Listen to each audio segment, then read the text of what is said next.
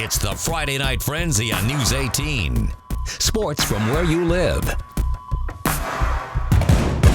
Well, thank you so much for sticking around. We are very happy to see you once again as we continue on with round 2 of our Friday Night Frenzy. Now, we have a lot of fun games coming up, and I'm feeling pretty pumped for these games, aren't you? Absolutely. We still got a lot of exciting scores in it, so let's just jump right into it here, Bree.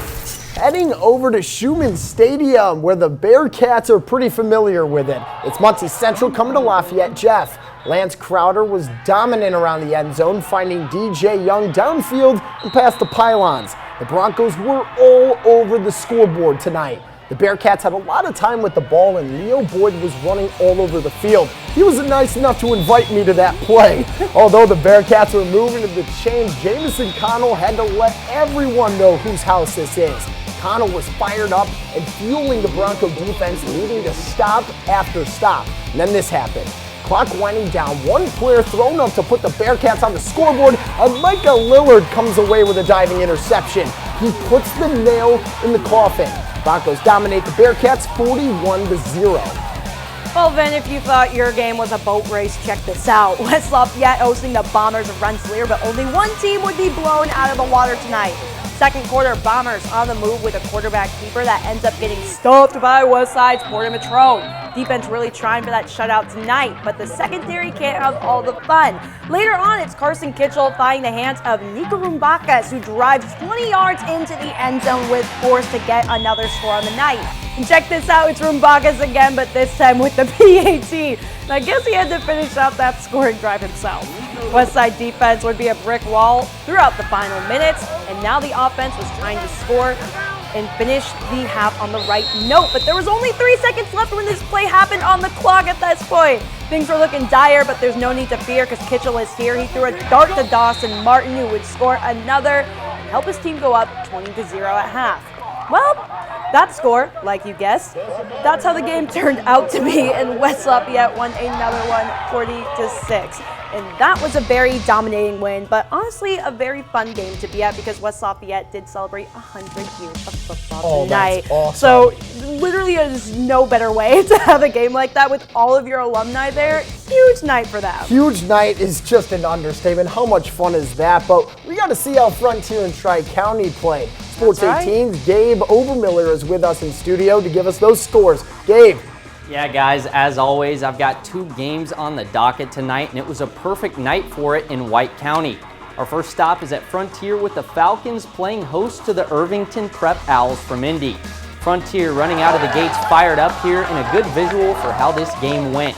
Right into it after a 3-and-out, Frontier QB Reed Duncan drops back, lets it fly, and it'll come to rest in the hands of Blake Sorensen, who finds the end zone. Frontier up 8-0 after the 2-point conversion.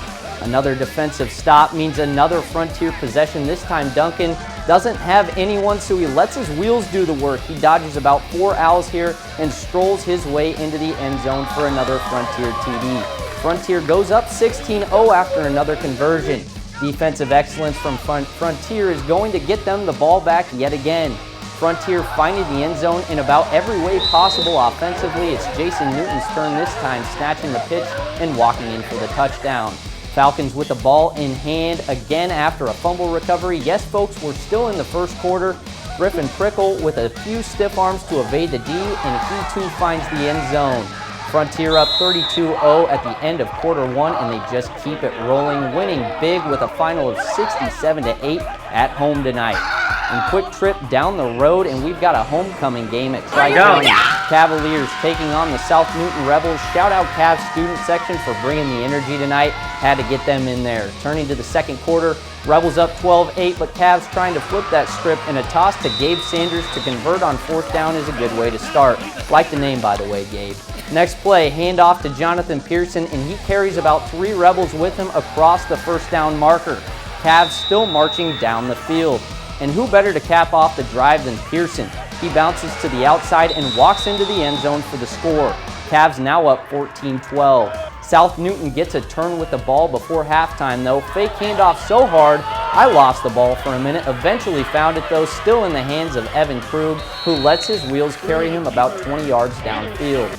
Next play, snap bobbled, but Krug able to recover and toss it to a wide open Sean Mukasa to take an 18-14 lead going into half. However, that would be the last score of the game for the Rebels, and Tri-County wins it on their homecoming, 34-18. Bree and Vinny, that does it for my highlights tonight. Back to you. Gabe, you did a great job per usual, and thank you so much for bringing us those games and traveling that far.